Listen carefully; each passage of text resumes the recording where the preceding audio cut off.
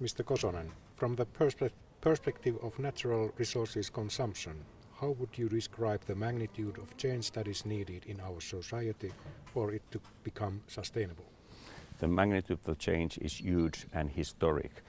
Western societies like Finland have come to a kind of crossroad in their developments. The development cannot continue as now, otherwise we will be heading towards a decline in economic, in ecological and in social terms. So we need to change. We need to move towards more kind of sustainable model, which we in Sitra call sustainable well-being, which integrates the different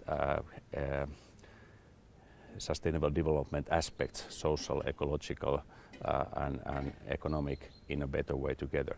Now Finland has an excellent opportunity here to become a lead market, because as a Nordic country we've been already kind of showing that economic growth and social justice can be combined with good public-private partnership.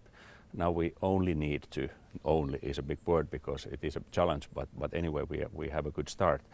But now we need to integrate, reconnect more to the environment and to people. People have to be empowered, they have to be seen as subjects, not objects of the system. We have to become human-centric instead of being system-centric.